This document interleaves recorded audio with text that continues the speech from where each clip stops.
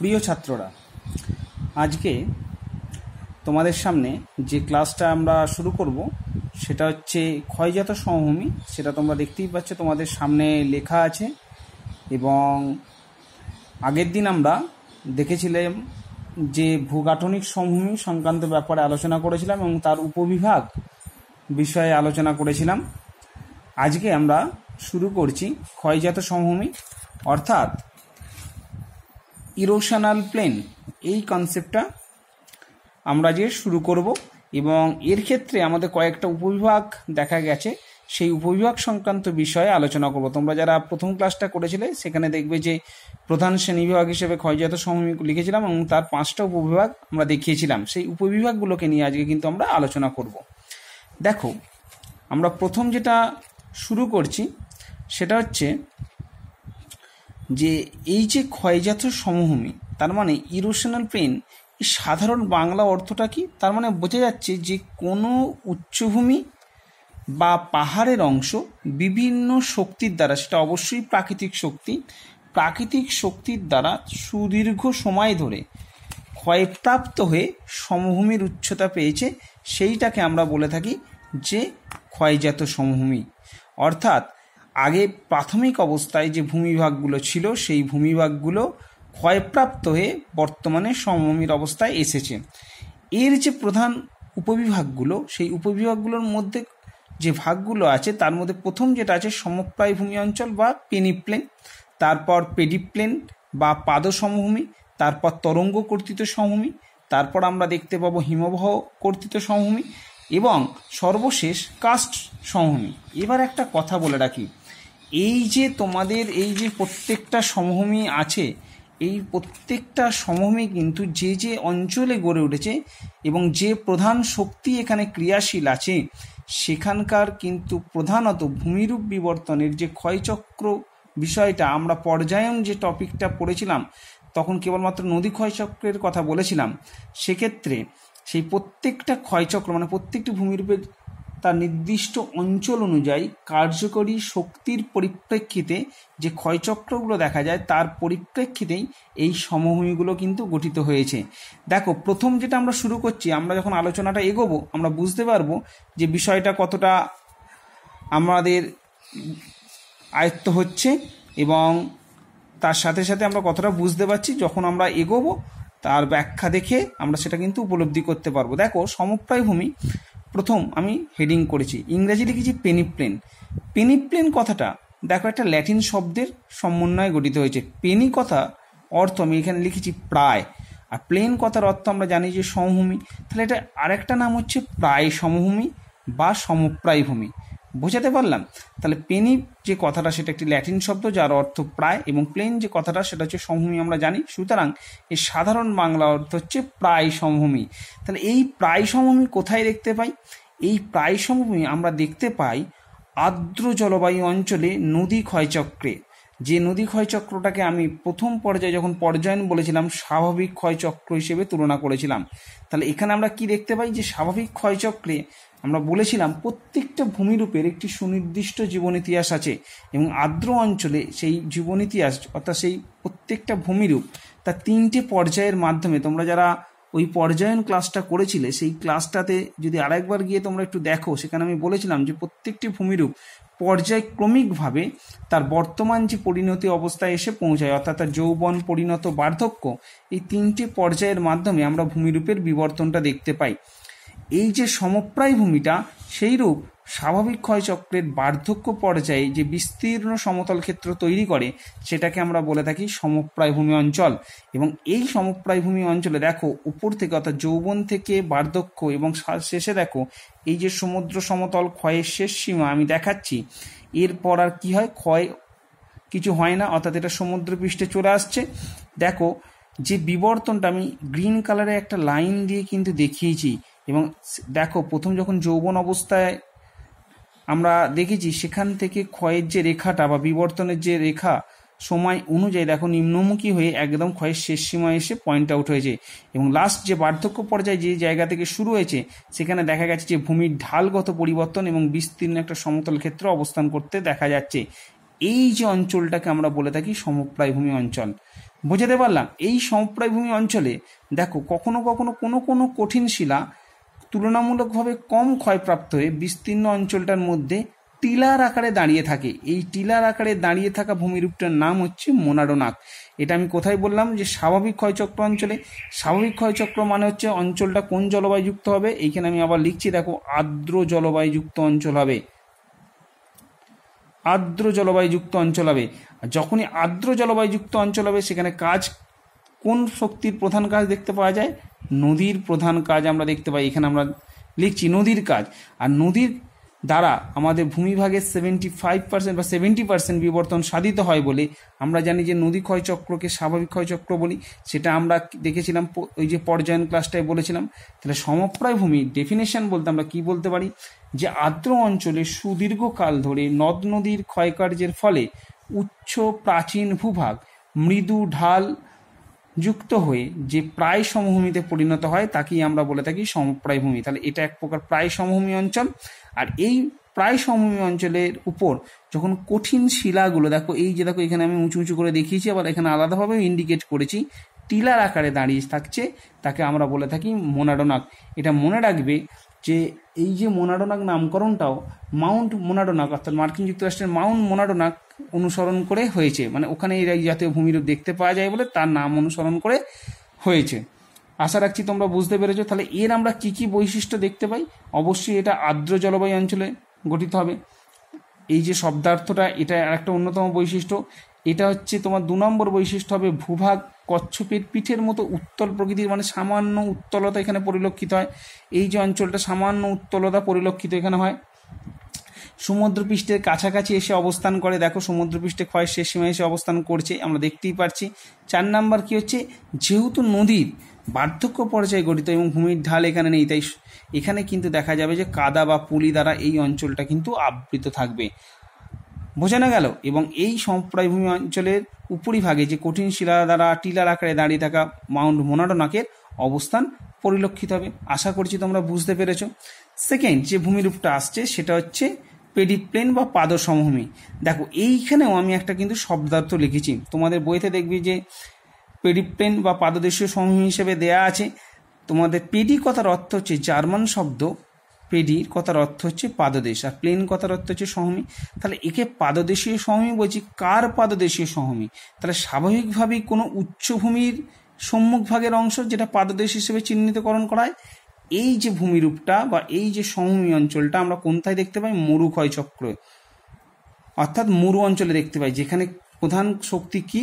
আগেরটা যেমন আর্দ্র অঞ্চলে আমরা নদী লিখেছিলাম, এখানে কিন্তু প্রধান শক্তি বায়ু। এক্ষেত্রে একটু বলে রাখি, এখানে কিন্তু এই যে সমভূমি গঠনটা বায়ু দ্বারা শুধু নয়, বায়ু প্লাস জল এর মিলিত কার্যের ফলে সৃষ্ট হয়। দেখো আমি একটা ছবি এঁকেছি, এই যে ধরো একটা অবতল অঞ্চল আমরা দেখতে পাচ্ছি ছবির মধ্যে, সামনের দিকটা এটা উচ্চ অঞ্চল, উচ্চভূমির পাদদেশে একটা অবতল অঞ্চল। এই অবতলীয় অঞ্চলটার নাম হচ্ছে আমাদের পাদ সমভূমি। পাদ সমভূমির কথা আমি আবার বললাম, জার্মান শব্দ। পেডি কথার অর্থ হচ্ছে পাদদেশ, আর প্লেন কথার অর্থ হচ্ছে সমভূমি। অর্থাৎ আমরা দেখতে পাচ্ছি মরু ও মরুপ্রায় অঞ্চলে সুদীর্ঘকাল ধরে বায়ু ও জলধারার মিলিত ক্ষয়কার্যের ফলে যে উচ্চভূমির পাদদেশীয় অংশে যে বিস্তীর্ণ অঞ্চল আমাদের দেখা যায় মৃদু অবতল প্রকৃতির হয়ে সমভূমি আকারে অবস্থান করছে, সেটাকে আমরা পাদ সমভূমি বলি। তাহলে এটা আমরা এখানে এই কনসেপ্ট এখান থেকে পাচ্ছি। এবং এই যে আমরা লিখেছি দেখো, তার পরবর্তী একটা বিস্তীর্ণ অঞ্চল ক্ষেত্র পাচ্ছি। এখানে যেটা হচ্ছে এই অঞ্চলটা সামান্য ক্ষয়প্রাপ্ত হয়ে এই অংশটা তৈরি হচ্ছে, এবং তার উপরের অঞ্চলের যে উচ্চতা সেটাও কিন্তু ক্ষয়প্রাপ্ত হচ্ছে। তাহলে উচ্চতা আগে যা ছিল সেই অনুযায়ী কিন্তু উচ্চতাটা এখন আর অবস্থান করছে না। আর এর পরবর্তী আরও বিস্তীর্ণ সমতল ক্ষেত্র যেটা বাজাদা হিসেবে লিখেছি, যেটা সঞ্চয়জাত ভূমিরূপ হিসেবে আমরা পড়ব। আশা রাখছি বুঝতে পেরেছো। আর এই যে তোমাদের পেডিপ্লেন আর এখানে আমি একটা জিনিস লিখেছি পেনিপ্লেন, এই দুটোর মধ্যে কিন্তু একটা কনসেপ্টগত পার্থক্য আছে, এবং যেটা কিন্তু তোমাদের পরীক্ষার জন্য কিন্তু পড়তে হবে। কিরকম দেখো, আমরা বললাম যে এই যে ভূমিরূপটা কিন্তু যেমন এটা নদী ক্ষয়চক্রের বার্ধক্য পর্যায়ে, এটা কিন্তু মরু ক্ষয়চক্রের বার্ধক্য পর্যায়ে গঠিত হয়। আবার এখানে আমরা যেমন দেখতে পাচ্ছি, এটা যদি বিস্তীর্ণ সমতল ক্ষেত্র দেখি, তাহলে এখানে আমরা দেখতে পাচ্ছি যেমন নদীর কার্য প্রধান, এখানে কিন্তু বায়ু ও জলধারার মিলিত কার্য দেখতে পাওয়া যায়। আর কি আমরা দেখতে পাই? শব্দার্থগত, এখানে যেমন পেনিপ্লেন উচ্চারণ, এখানে আমরা কি দেখতে পাচ্ছি, পেডিপ্লেন উচ্চারণ হচ্ছে একটা পাদদেশীয় সমভূমি আর একটা হচ্ছে প্রায় সমভূমি। আশা রাখছি আমার কথাগুলো প্রত্যেকে বুঝতে পেরেছো। এবং আরেকটা খুব ইন্টারেস্টিং বিষয় দেখো, এখানে যেমন পেনিপ্লেন সৃষ্টি করতে আবহবিকার এবং পুঞ্জিত ক্ষয়ের সামান্য ভূমিকা থাকলেও নদীর কাজটা কিন্তু প্রধান। এখানে পেডিপ্লেন অর্থাৎ পাদসমভূমি তৈরি করতে কিন্তু বায়ু জলধারার সাথে সাথে আবহবিকার এর ভূমিকা কিন্তু খুব গুরুত্বপূর্ণ হয়ে থাকে। এবং আরেকটা খুব ইন্টারেস্টিং জিনিস, এখানে যেমন বৈশিষ্ট্যতে আমরা পড়লাম এটা কচ্ছপ আকারে হচ্ছে, এখানে কিন্তু দেখো একটা অবতল আকারের হচ্ছে। বোঝাতে পেরেছি? তাহলে আশা করছি তোমরা এটা কিন্তু বুঝতে পেরেছো। আর এর যে সামনের উচ্চভূমি অঞ্চলটা, সেই উচ্চভূমি অঞ্চলটা কিন্তু ইনসেলবার্জ নামে পরিচিত। তোমরা যখন দেখবে সঞ্চয়জাত সমভূমি আমরা পড়বো, তখন দেখবে যে বাজাদা পড়তে গিয়ে আমরা আবার ইনসেলবার্জ, পেডিমেন্ট এবং বাজাদা তিনটে এই যে ছবিটা আলাদাভাবে একে আবার বোঝাচ্ছি। আশা রাখছি তোমরা পেনিপ্লেন এবং পেডিপ্লেনের পার্থক্য লিখতে পারবে, যেহেতু আমরা এখানে খুব বৈশিষ্ট্য সহকারে অনেকগুলো বিষয় বললাম এবং ছবিতেও বোঝানোর চেষ্টা করলাম। থার্ড যেটা আছে তরঙ্গ কর্তৃত্ব সমভূমি। দেখো আমরা এখানে কি দেখতে পাচ্ছি, তরঙ্গ কর্তৃত্ব সমভূমির মধ্যে হচ্ছে এখানে মনে হচ্ছে সমুদ্রের কার্য এখানে প্রাধান্য বিস্তার করবে। এখানে আমি দুটো ছবি এঁকেছি। এক নম্বর ছবিতে আমরা কি দেখতে পাচ্ছি, যে উপকূলের একটা অংশ সমুদ্রের দিকে প্রসারিত হয়েছে। দেখো এই যে অঞ্চলটা আমরা দেখতে পাচ্ছি, উপকূলের একটা অংশ সমুদ্রের দিকে প্রসারিত হয়েছে। এই যে প্রসারিত অংশটা সমুদ্রের তরঙ্গে এই অঞ্চলটা আঘাতপ্রাপ্ত হবে।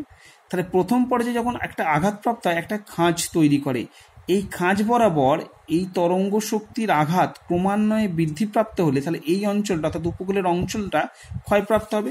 দেখো সেকেন্ড ছবিতে আমি দেখানোর চেষ্টা করেছি যে ক্ষয়প্রাপ্ত হয়ে দেখা যাচ্ছে যে তরঙ্গের জলটা উপকূলের ভিতরের দিকে প্রবেশ করছে এবং সমুদ্রের যে জল তরঙ্গের কার্যের ফলে উপকূলের ভিতরের দিকে প্রবেশ করছে এবং এই অঞ্চলটা ক্ষয়প্রাপ্ত হচ্ছে। তাহলে ক্ষয়প্রাপ্ত হওয়ার পর ক্ষয়প্রাপ্ত পদার্থগুলো কী হবে, ঠিক তার নিচে সঞ্চিত হবে এবং সঞ্চিত হয়ে একটা বিস্তীর্ণ সমতল ক্ষেত্রে তৈরি করছে। অর্থাৎ দেখো এই উপকূল অঞ্চলটা ক্ষয়প্রাপ্ত হয়ে এই অংশটুকু আমাদের দেখা যাচ্ছে যে মঞ্চের ন্যায় অবস্থান করছে, যাকে আমরা তরঙ্গ কর্তৃত মঞ্চ বলি। অর্থাৎ উপকূলীয় উচ্চভূমি সমুদ্র তরঙ্গের ক্রমাগত আঘাতে ক্ষয়প্রাপ্ত হয়ে তরঙ্গ কর্তৃত মঞ্চ সৃষ্টি করে থাকে। ঠিক আছে, এই তরঙ্গ কর্তৃত মঞ্চ যে সমভূমির ন্যায় অবস্থান করছে যখন, তাকে তরঙ্গ কর্তৃত সমভূমি বলি। যেমন নরওয়ে উপকূলে আমরা দেখতে পাই, নরওয়ে উপকূলে কিন্তু দেখতে পাই। আশা রাখছি তোমরা এটা বুঝতে পেরেছো। তাহলে এই যে দুটো ছবির মাধ্যমে আমরা কিন্তু তরঙ্গ কর্তৃত সমভূমির কথা বললাম। যেমন আমরা কি বললাম, নরওয়ে উপকূলে এটা আমরা দেখতে পাচ্ছি। দেখো লিখছি আমরা নরওয়ে উপকূল। তাহলে এখানে আমাদের কি কি বৈশিষ্ট্য দেখতে পাওয়া যাবে, তাহলে এখানে প্রধান কাজ কি, সমুদ্রের কার্য। তাহলে আমরা এখানে কি দেখতে পাচ্ছি, সমুদ্রের কার্য প্রধান। সমুদ্রের কোন কাজ দেখতে পাচ্ছি, অবশ্যই এখানে লিখবো আমরা ক্ষয় কাজ, যেহেতু ক্ষয়জাত সমভূমির মধ্যে অন্তর্ভুক্ত হচ্ছে। বুঝতে পেরেছো? তার সেকেন্ড কি দেখবো, আমরা দেখতে পাবো যে এই যে দেখো অঞ্চলটা গঠন হয়েছে সমুদ্র পৃষ্ঠের উচ্চতা প্রাপ্ত হচ্ছে। ঠিক আছে, থার্ড হচ্ছে সমুদ্র উপকূল বরাবর এটা অবস্থান করতে দেখতে পাওয়া যায়। তাহলে এই জিনিসগুলোকে কিন্তু একটু মাথায় রাখতে হবে। অর্থাৎ এই যে উপকূলের খাড়া ঢালযুক্ত অংশ প্রসারিত হয়ে সমুদ্রের দিকে গেছে, সেই অংশটা ক্ষয়প্রাপ্ত হয়ে এই সমভূমির কিন্তু গঠন করছে। আশা রাখি বুঝতে পেরেছো। এরপর যে দুটো সমভূমি আছে তার মধ্যে একটা হচ্ছে তোমাদের আমরা দেখব যে একটা হচ্ছে, দেখা যাচ্ছে পাতাটা আমরা একটু উল্টে নিই, যেহেতু একটা পেজেতে আমাদের ধরেনি, তোমাদের ডেসক্রিপশন করার জন্য নেক্সট পেজে আমাদের যেতে হবে। দেখো আর দুটো সমভূমির কথা আমি বলেছি, একটা হচ্ছে এখানে আমি লিখেছি দেখো হৈমবাহিক সমভূমি বা হৈমবাহিক ক্ষয়জাত সমভূমি। অর্থাৎ এখানে হৈমবাহিক কথাটার অর্থ মানে আমরা কি বোঝাতে চাইছি, হিমবাহের ক্ষয় কার্যের ফলে গঠিত সমভূমি অঞ্চল। একটা স্কেচ করেছি, তোমাদের বইতে হয়তো স্কেচ দেওয়া থাকবে না, আমি বোঝানোর জন্য খালি স্কেচ করেছি। তাহলে এখানে কোন হিমবাহের কথা বলা হচ্ছে, প্রধানত মনে রাখবে এখানে আমরা মহাদেশীয় হিমবাহের কথা বলে থাকি।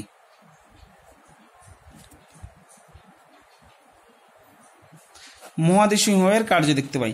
এই মহাদেশীয় হিমবাহে চলার পথে অবঘর্ষ প্রক্রিয়া, কি বললাম, অবঘর্ষ বা ঘর্ষণ প্রক্রিয়াটাও কিছুটা, কিন্তু মূলত আমরা জানি যে অবঘর্ষ ঘর্ষণ প্রক্রিয়ায়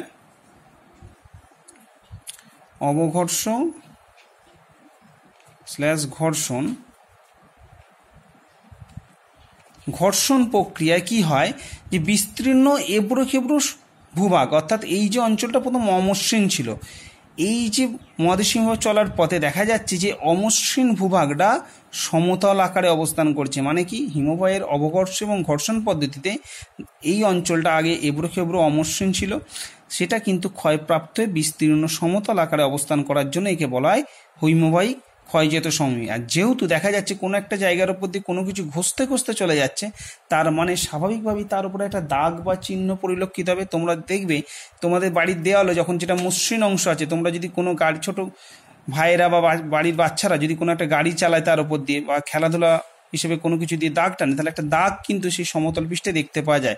ঠিক তেমনই এই যে হিমবাহিক ক্ষয়জাত সমভূমি অঞ্চলে এই যে মহাদেশীয় হিমবাহের ঘর্ষণ পদ্ধতি ক্রিয়াশীল থাকার জন্য এই সমভূমির ওপর কিন্তু কিছু দাগ দেখতে পাওয়া যায়। তাহলে এটা কিন্তু এর একটা বৈশিষ্ট্য হিসেবে অবস্থান করবে। এবং খুব গুরুত্বপূর্ণভাবে তোমরা দেখবে যে কানাডিয়ান শিল্ড অঞ্চলের অংশবিশেষ এই হিমবাহিক ক্ষয়জাত সমভূমির উদাহরণ হিসেবে দেখা যায়। এবং এটা মূলত মেরু সংলগ্ন অঞ্চলে দেখতে পাওয়া যায়, যার একটা 1 নম্বর বৈশিষ্ট্য বলতে পারি। 2 নম্বর আমরা কি দেখতে পাই, যে এটা হিমবাহের ক্ষয়কার্যের দ্বারা গঠিত, তাই তো। তাহলে এখানে আমরা কি দেখতে পাচ্ছি, হিমবাহ, মহাদেশীয় হিমবাহ কার্যতা দেখতে পাচ্ছি। উচ্চতা কি হচ্ছে, স্বাভাবিকভাবে যেহেতু সমতল অঞ্চল এবড়ো খেবড়ো অংশটাকে মসৃণ করেছে, তাহলে উচ্চতা কি হবে, স্বাভাবিকভাবেই কম হয়ে থাকবে এবং শিলাস্তরে দাগ দেখতে পাওয়া যায়। বোঝানো গেল? তাহলে এই বৈশিষ্ট্যগুলো আমরা কিন্তু এখানে দেখতে পাই। তাহলে উদাহরণ হিসেবে আমরা কানাডিয়ান শিল্ড অঞ্চলের অংশবিশেষটা লিখতে পারি, কানাডীয় শিল্ড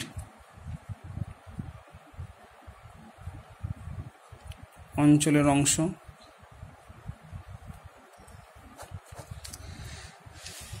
বোঝাতে পারলাম? আর লাস্ট যেটা আমরা পড়বো সেটা হচ্ছে তোমার কাস্ট সমভূমি। কাস্ট অঞ্চল কথার অর্থ হচ্ছে চুনা পাথরের দ্বারা গঠিত অঞ্চল, তাকেই আমরা কাস্ট অঞ্চল বলি। চুনা পাথর দ্বারা গঠিত অঞ্চল, এটাকে আমরা মূলত চুনা পাথর যুক্ত অঞ্চলকে কাস্ট অঞ্চল বলি। চুনা পাথর যুক্ত অঞ্চল, যেখানে আমরা দেখতে পাই যে রাসায়নিক প্রক্রিয়া ক্রিয়াশীল, অর্থাৎ বৃষ্টির জলের সঙ্গে দ্রবণ ক্রিয়ার ফলে আমাদের দেখা যায় যে রাসায়নিক আবহবিকার প্রক্রিয়া এখানে কিন্তু খুব ক্রিয়াশীল। রাসায়নিক আবহবিকারের মধ্যে কোন প্রক্রিয়া তোমরা দেখবে যখন ক্লাস 9-এ আবহবিকার অধ্যায় পড়বে, এখানে এই যে চুনাপাথর যুক্ত অঞ্চলে রাসায়নিক আবহবিকারের মধ্যে কার্বনেশন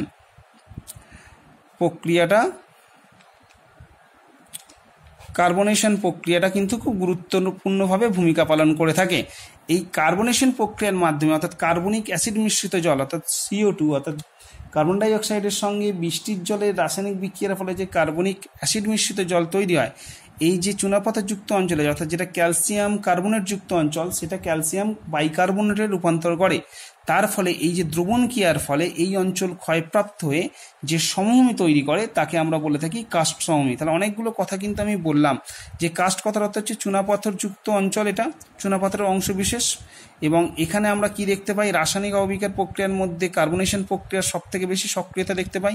যেটা কার্বনেশন প্রক্রিয়া আমরা দেখতে পাই যে কার্বনিক অ্যাসিড মিশ্রিত জলের ভূমিকা, কার্বনিক অ্যাসিড মিশ্রিত জল,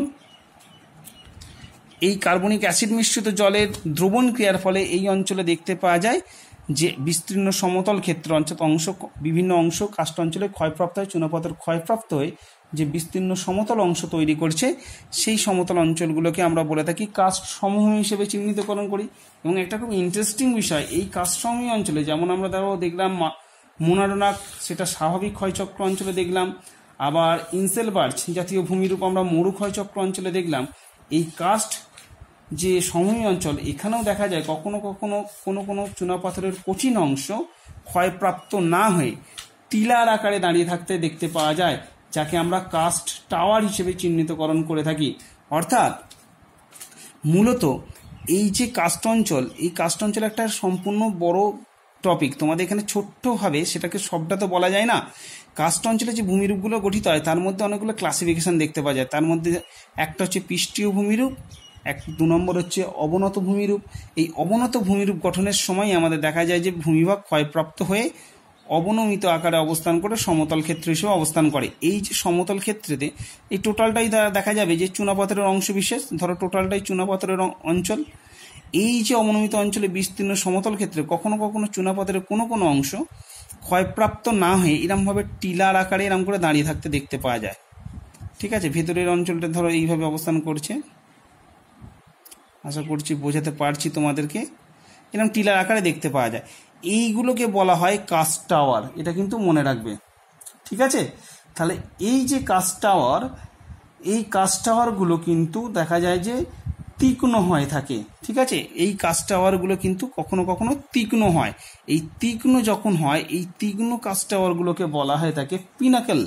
এই ভূমিরূপটার নামটা একটু বলে রাখলাম, এক্সট্রা ইনফরমেশন আমি বলেইছিলাম যে দেবো। এটাকে বলা হয় পিনাকেল, এটা কিন্তু মাথায় রাখবে। তাহলে এটাকে আমরা কাস্ট সমভূমি হিসেবে দেখি। উদাহরণ হিসেবে আমরা ক্রোয়েশিয়ার সমভূমির কথা বলতে পারি, তোমাদের বইয়েতে হয়তো দেয়া থাকবে, ক্রোয়েশিয়া অঞ্চলের সমভূমির কথা বলতে পারি। আমি দেখো লিখছি, বোঝানো গেল।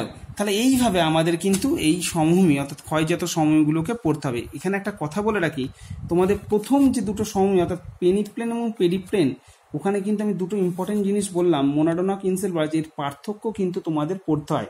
এবং তোমাদের যখন আমি সমভূমি অধ্যায়টা বা টপিকটা থেকে প্রশ্ন দেবো, তখন দেখবো আমি পার্থক্যটা আরেকটু বেটার করে বা আরও একটু ভালো করে তোমাদের একটা হয়তো গ্রাফিক্স দেখিয়ে বলে দিতে পারি, যাতে তোমাদের পরীক্ষার জন্য প্রস্তুতি নিতে সুবিধা হয়ে থাকে। সুতরাং আজকে কিন্তু যে ক্লাসটা আমরা করলাম খুব ইম্পর্টেন্ট ক্লাস, এবং খুব কম সময়ের মধ্যে তোমাদের আমরা বোঝাবার চেষ্টা করলাম যে ক্ষয়জাত সমভূমিগুলো সংক্রান্ত ব্যাপারে। আর একটা ছোট্ট ইনফরমেশন দিয়ে শেষ করব, যে মরু অঞ্চলে আমরা যেমন দেখতে পেলাম যে পেডিমেন্ট জাতীয় অর্থাৎ পেডিপ্লেন, যেটা দেখলাম পাদদেশীয় সমভূমি অঞ্চল, কখনো কখনো মরু অঞ্চলে দেখা যায় মরু সমপ্রায় ভূমি দেখতে পাওয়া যায়। সেটা বিস্তীর্ণ পলল পাথর, কখনো কখনো সঞ্চিত অর্থাৎ পাথরের আস্তরণযুক্ত বিস্তীর্ণ সমতল ক্ষেত্রে দেখতে পাওয়া যায়, যেটা আমরা হামাদা হিসেবে পরিচিত সাহারাতে। এই জাতীয় সমভূমি কিন্তু দেখতে পাওয়া যায়, কোনো কোনো বইয়ে হয়তো এটাও দেয়া থাকতে পারে।